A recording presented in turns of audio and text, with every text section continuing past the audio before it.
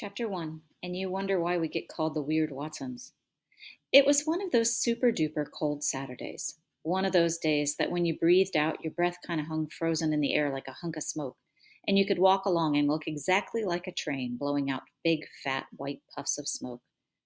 It was so cold that if you were stupid enough to go outside, your eyes would automatically blink 1,000 times all by themselves, probably so the juice inside of them wouldn't freeze up. It was so cold that if you spit, the slob would be an ice cube before it hit the ground. It was about a zillion degrees below zero. It was even cold inside our house. We put sweaters and hats and scarves and 3 pairs of socks on and were still cold. The thermostat was turned all the way up and the furnace was banging and sounding like it was about to blow up, but it still felt like Jack Frost had moved in with us. All of my family sat real close together on the couch under a blanket. Dad said this would generate a little heat, but he didn't have to tell us this. It seemed like the cold automatically made us want to get together and huddle up. My little sister Joetta sat in the middle, and all you could see were her eyes because she had a scarf wrapped around her head. I was next to her, and on the outside was my mother. Mama was the only one who wasn't born in Flint, so the cold was coldest to her. All you could see were her eyes, too, and they were shooting bad looks at Dad. She always blamed him for bringing her all the way from Alabama to Michigan, a state she called a giant icebox. Dad was bundled up on the other side of Joey, trying to look at anything but Mama. Next to Dad, sitting with a little space between them, was my older brother Byron. Byron had just turned 13, so he was officially a teenage juvenile delinquent, and he didn't think it was cool to touch anybody or let anybody touch him, even if it meant he froze to death. Byron had tucked the blanket between him and Dad down into the cushion of the couch to make sure he couldn't be touched. Dad turned on the TV to try to make us forget how cold we were, but all that did was get him into trouble. There was a special news report on Channel 12 telling about how bad the weather was, and Dad groaned when the guy said, "Well, you think if it's cold now, wait till tonight. The temperature is supposed to drop into record low territory, possibly reaching the negative 20s. In fact, we won't be seeing anything above zero for the next 4 to 5 days." He was smiling when he said this, but none of the Watson family thought it was funny. We all looked over at Dad. He just shook his head and pulled the blanket over his eyes. Then the guy on TV said, "Well, here's a little something we can use to brighten our spirits and give us some hope for the future. Well, the temperature in Atlanta, Georgia is forecast to reach—" Dad coughed real loud and jumped off the couch to turn the TV off, but we all heard the weatherman say, "The mid-70s." The guy might as well have tied Dad to a tree and said, "Ready, aim, fire." Mama said, "That's 150 miles from home." "Willona," Dad said. "I knew it," Mama said. "I knew I should have listened to Moses Henderson." "Who?" I asked. Dad said, "Oh, Lord, not that sorry story. You got to let me tell about what happened with him."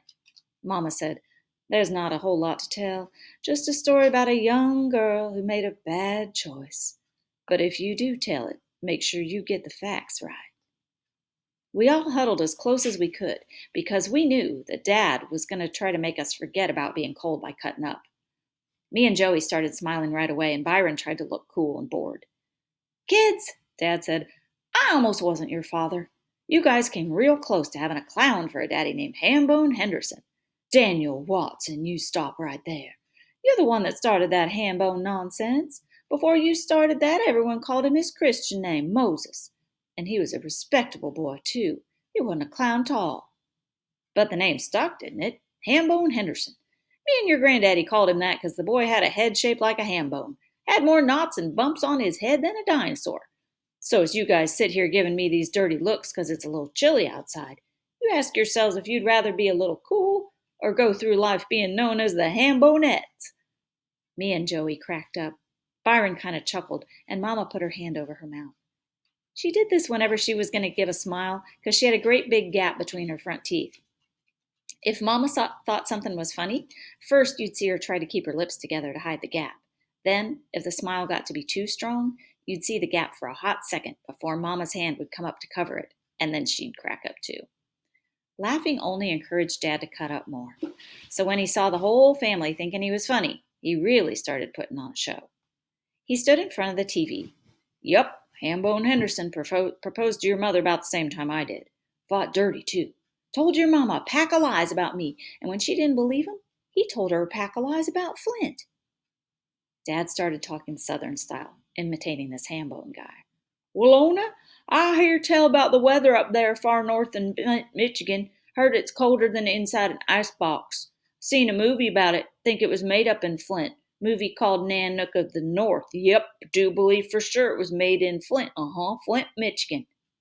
Folks there live in these things called igloos. According to what I seen this here movie, most of the folks in Flint's Chinese. Don't believe I seen one colored person in the whole dang city. You a Bama gal. Don't believe you be too happy living in no igloo. Ain't got nothing against 'em, but don't believe you'd be too happy living amongst a whole slew of Chinese folks. Don't believe you'd like the food. Only thing them Chinese folks in that movie ate was whales and seals. Don't believe you'd like no whale meat. Don't taste like chicken. Don't taste like pork at all. Mama pulled her hand away from her mouth. Daniel Watson, you are one lying man. Only thing you said that was true was that being in Flint's like living in an igloo. I knew I should have listened to Moses. Maybe these babies been born with lumpy heads, but at least they'd had warm lumpy heads. You know Birmingham's a good place, and I just don't mean the weather either. Life is slower, and the people are friendlier. Oh, yeah, Dad interrupted. They're a laugh a minute down there.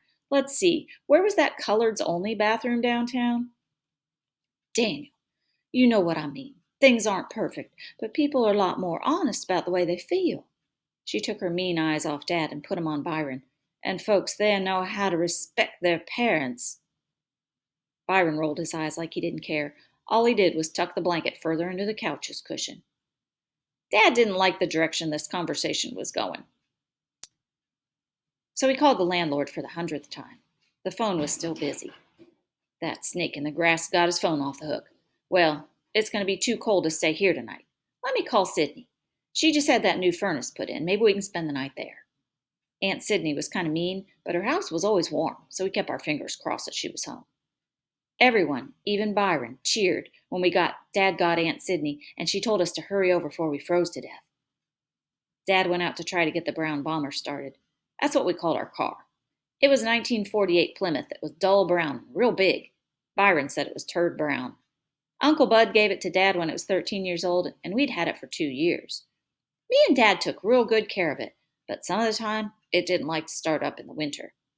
After 5 minutes, Dad came back in, huffing and puffing and slapping his arms across his chest. Well, it was touch and go for a while, but the great brown one pulled through again. Everyone cheered, but me and Byron quit cheering and started frowning right away. By the way Dad smiled at us, we knew what was coming next. Dad pulled 2 ice scrapers out of his pocket and said, Okay, boys, let's get out there and knock those windows out. We moaned and groaned and put some more coats on, went outside to scrape the car's windows. I could tell by the way he was pouting that Byron was going to try to get out of this doing his share of the work. I'm not going to do your part, Byron. You better do it, and I'm not playing either. Shut up, punk. I went over to the brown bomber's passenger side and started hacking away at the scab of ice that was all over the windows. I finished Mama's window and took a break. Scraping ice off windows when it's that cold can kill you. I didn't hear any sound coming from the other side of the car, so I yelled out, I'm serious, Byron. I am not doing that side too, and I'm only going to do half the windshield. I don't care what you do to me. The windshield on the brown bomber wasn't like the new 1963 cars. It had a big bar running down the middle of it, dividing it in half. Shut your stupid mouth. I got something more important right now. I peeked around the back of the car to see what Byron was up to. The only thing he'd scraped off was the outside mirror, and he was bending down to look at himself in it. He saw me and said, You know what, Square? I must be adopted, 'cause there just ain't no way 2 folks as ugly as your mama and daddy could have give birth to someone as sharp as me. He was running his hands over his head like he was brushing his hair. I said, Forget you, and went back to the other side of the car to finish the back window. I had half the ice off when I had to stop again and catch my breath. I heard Byron mumble my name. I said, You think I'm stupid? It's not going to work this time. He mumbled my name again. It sounded like his mouth was full of something. I knew this trick. I knew that this was going to be How to Survive a Blizzard Part 2. How to Survive a Blizzard Part 1 had been last night when I was outside playing in the snow, and Byron had his running buddy Buphead come walking by. Buphead has officially been a juvenile delinquent even longer than Byron. Say, kid, Buphead said, you want to learn something that might save your stupid life one day? I should have known better, but I was bored, and I think maybe the cold weather was making my brain slow. So I said, "What's that?" "We gonna teach you how to survive a blizzard." "How?" Byron put his hands in front of his face and said, "This is the most important thing to remember, okay?" "Why?" "Well, first we gotta show you what it feels like to be trapped in a blizzard. You ready?" He whispered something to Buphead, and they both laughed. "I'm ready." Should have known the only reason Buphead and Bi would want to play with me was to do something mean. "Okay," Bi said. "First thing you got to worry about is high winds." Byron and Buphead each grabbed one of my arms and one of my legs and swung me between them, going, "Woo! Blizzard warnings! Woo! Take cover!" Buphead counted to 3, and on the third swing, they let me go in the air. I landed headfirst in a snowbank. But that was okay, because I had on 3 coats, 2 sweaters, a t-shirt, 3 pairs of pants, 4 socks, along with a scarf, a hat, and a hood. Well, these guys couldn't have hurt me if they'd thrown me off the Empire State Building. After I climbed out of the snowbank, they started laughing, and so did I. "Cool, baby bro," Bup said. "You passed that test, part of the test, with a B+. What do you think, Buphead?" Buphead said, "Yeah, I'll give little punk an A." They whispered some more and started laughing again. "Okay," Bi said, "second thing you got to learn is how to keep your balance in a high wind. You got to be good at this so you don't get blowed into no polar bear dens." They put me in between them and started making me spin around and go round. It seemed like they spun for me for about half an hour. When slobs started flying out of my mouth, they let me stop, and I wobbled around for a while before they pushed me back in the same snowbank. When everything stopped going in circles, I got up and we all laughed again. They whispered some more, and Bi said, "What do you think, Buphead? He kept his balance a good long time. I'm going to give him an A-." "Well, I ain't as hard a grader as you. I'm going to give the little punk a double A-." "Okay, Kenny. Now the last part of surviving a blizzard. You ready?" "Yep." "You passed the wind test and did real good on the balance test. But now we got to see if you're ready to graduate. You remember what we told you is the most important part about surviving?" "Yep." "Okay, here we go. Buphead, tell him about the final exam." Buphead turned me around to look at him, putting my back to Byron. "Okay, Square," he started. "I want to make sure you're good and ready for this one. You done good so far. I want to make sure you don't blow it at graduation time. You think you ready?" I nodded, getting ready to be thrown in the snowbank real hard this time. I made up my mind I wasn't going to cry or anything. I made up my mind that no matter how hard they threw me in the snow, I was going to get up laughing. "Okay," Buphead said. "Everything's cool. You remember what your brother said about putting your hands up?" "Like this?" I covered my face with my gloves. "Yep, that's it." Buphead looked over my shoulder at Byron and then said, "Woo! High winds, blowing snow. Woo! Look out! Blizzard a coming. Death around the corner. Look out!" Byron mumbled my name, and I turned around to see why his voice sounded so funny. As soon as I looked at him, Byron blasted me in the face with a mouthful of snow. Man, it was hard to believe how much stuff Bi could put in his mouth. Him and Buphead just about died laughing, and I stood there with snow and spit and ice dripping off my face. Byron caught his breath and said, "Oh, man, you flunked. You done so good, and then you go and flunk the blow and snow section of How to Survive a Blizzard. You forgot to put your hands up. What do you say, Buphead? F?" "Yep, double F minus." It was a good thing my face was numb from the cold already, or I might have froze to death. I was too embarrassed about getting tricked to tell on him, so I just went in the house and watched TV. So as me and Bi scraped the ice off the brown bomber, I wasn't going to get fooled again. I kept on chopping ice off the back window and ignoring Bi's mumbling voice. The next time I took a little rest, Byron was still calling my name, but sounding like he had something in his mouth. He was saying, Key, help, help." And when he started banging on the door of the car, I went to take a peek at what was going on. Bi leaned over the outside mirror, looking at something in it real close. Big puffs of steam were coming out the side of the mirror. I picked up a big, hard chunk of ice to get ready for Byron's trick. Key, help me, go get on, hurry up." "I'm not playing, Byron. I'm not that stupid. You better start doing your side of the car, or I'll tear you up with this ice ball." He banged his head against the car harder and started stomping his feet. "Oh, please, help me, go get on." I raised the ice chunk over my head. "I am not playing, Bi. You better get busy, or I'm telling Dad." I moved closer, and when I got right next to him, I could see boogers running out of his nose and tears running down his cheeks. Well, these weren't tears from the cold either. These were big, juicy, crybaby tears. I dropped my ice chunk. "Bye! What's wrong?" "Help me, Key! Go get help!" I moved closer.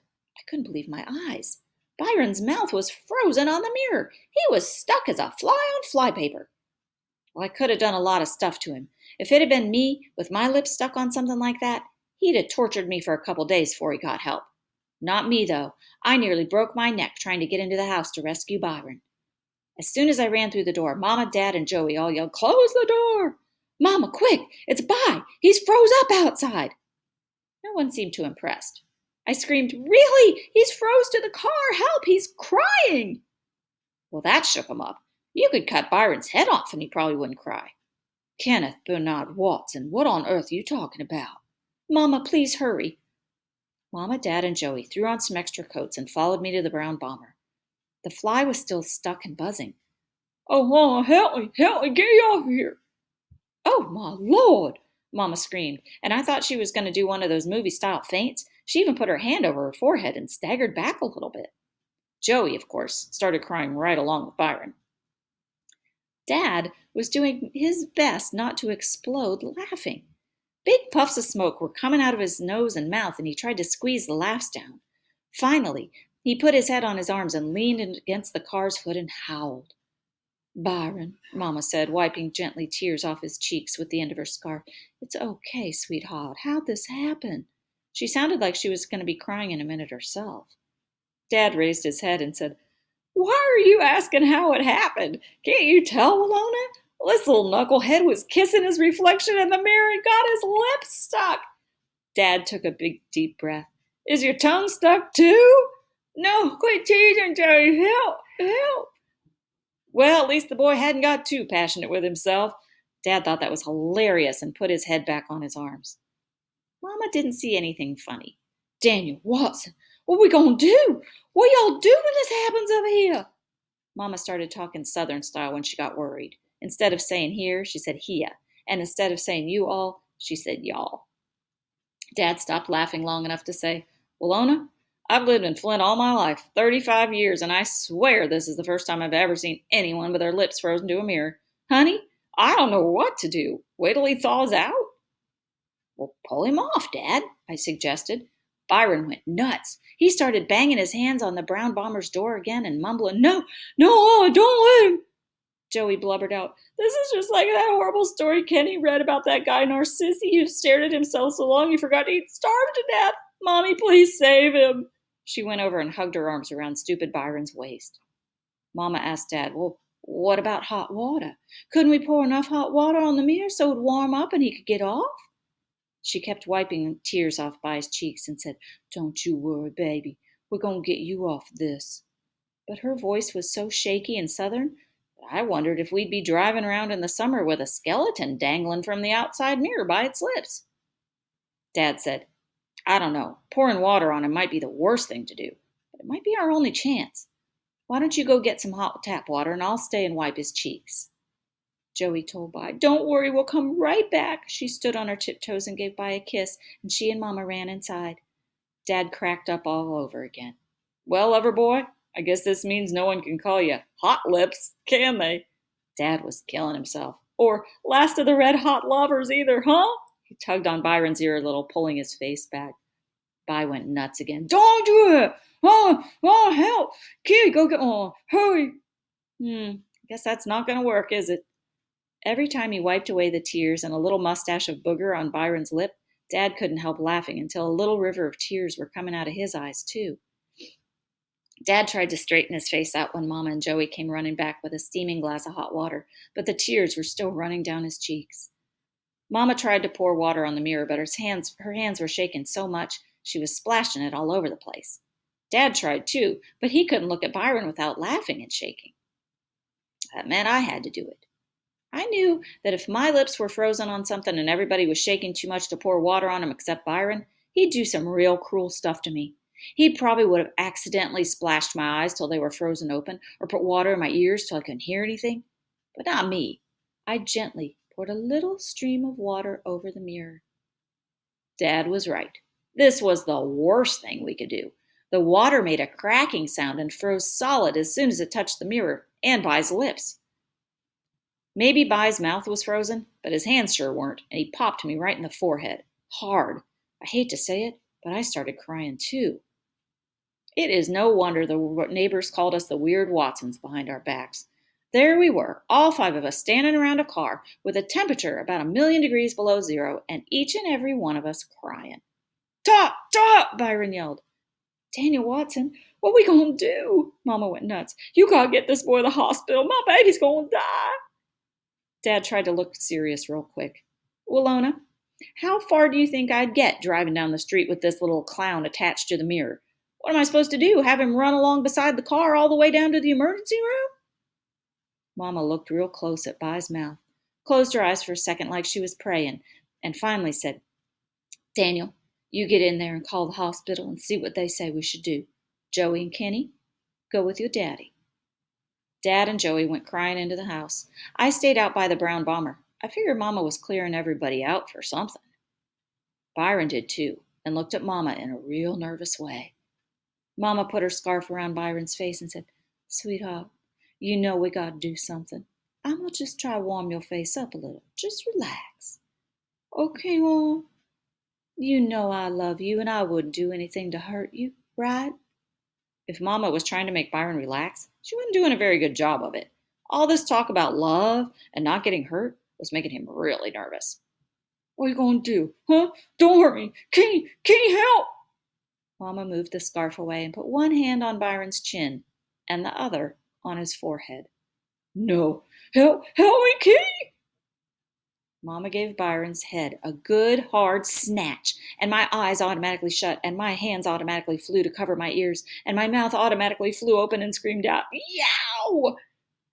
I didn't see it, but I bet Byron's lips stretched a mile before they let go of that mirror. I bet his lips looked like a giant rubber band before they snapped away from that glass. I didn't hear it, but I bet Byron's lips made a sound like a giant piece of paper being ripped in half. When I opened my eyes, Byron was running to the house with his hands over his mouth, and Mama following right behind him. I ran over to the mirror to see how much of Byron's mouth was still stuck there. The dirty dogs let Byron get away with not doing his share of the windows, and I had to do the whole car myself. When we were finally going to Aunt Sydney's house, I decided to pay Byron back for punching me in the forehead and getting out of doing his part of the window scraping. Joey was sitting between us, so I felt kind of safe.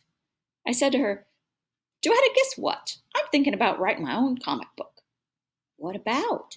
"Well, it's going to be about this real mean criminal who has a terrible accident that turns him into a superhero." Joey knew I was about to tease Byron, so she sat there looking like I should be careful what I said. Finally, I said, "Do you want to know what I'm going to call this new superhero?" "What?" "I'm going to call him the Lipless Wonder. All he does is beat up superheroes smaller than him, and the only thing he's afraid of is a cold mirror." All the Weird Watsons except Byron cracked up. Mama's hand even covered her mouth. I was the only one who saw Byron flip me a dirty finger sign and try to whisper without smearing all the Vaseline Mama had put on his lips. "You wait, I'm gonna kick your little behind." Then he made his eyes go crossed, which was his favorite way of teasing me. But I didn't care, because I knew who had won this time.